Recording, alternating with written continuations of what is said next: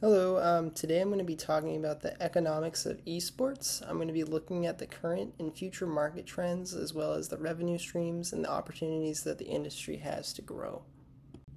So, to start out, I just kind of want to go over what esports are. So, there's not one professional league for esports, such as with other professional sports like baseball has the MLB or hockey has the NHL.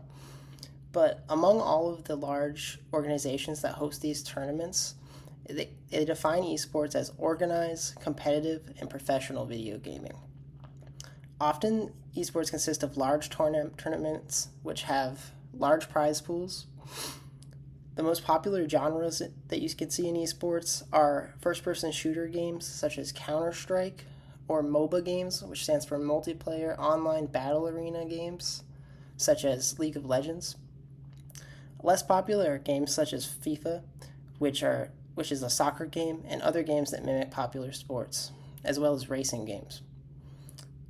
As you can see, lots of people are estimated to view esports globally, and that number is double the size of F1 viewership, 8 times larger than the World Series viewership, and 10 times larger than the 2019 Super Bowl viewership. A part of this is that it can be viewed live or via online streaming with platforms such as Twitch. So next I want to go over some of the data about the market size for esports. So as of 2019, esports generated 1.1 billion in revenue, and that was estimated to go up to 1.8 in 2022. And looking back in 2024, it did. It reached 1.88 billion in 2022, so it surpassed that estimate actually.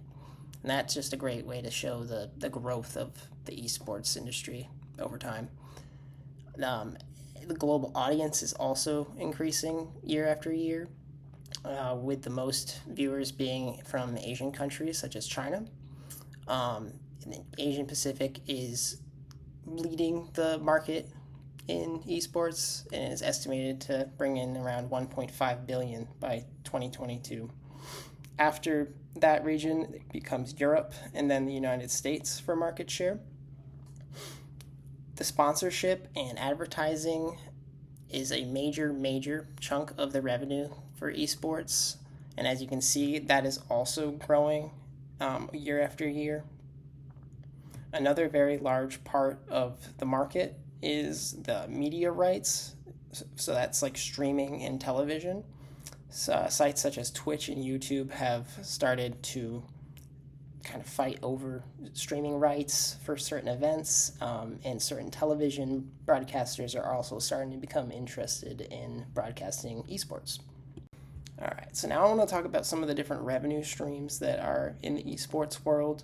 One of the very interesting things about the esports world is that there are multiple paths to monetization that are different from traditional sports, such as the sponsorships being such a vital aspect in esports, to allow them to gain that global recognition.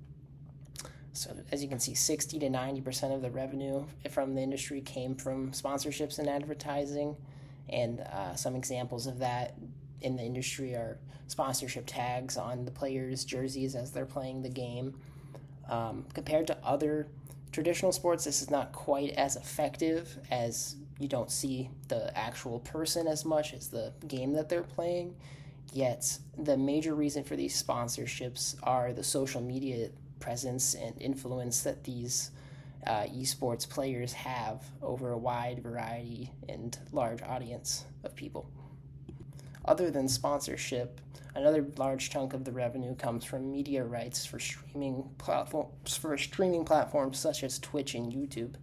So they pay these companies to stream the events. The remaining rest of the revenue comes from merchandising and ticket sales, as well as game publisher royalties.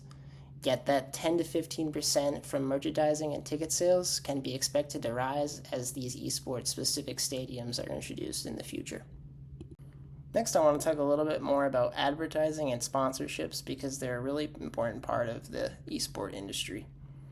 So, the average age of an esport viewer is 29, with 39% of the audience being between 25 and 34 years old, making esports a really effective marketing material for that target range. which has historically become very difficult for marketers to do. Another really big part of this is content creation from the esports athletes themselves, which is really important in generating fan base and money. Generating a large fan base leads to future opportunities and larger sponsorships.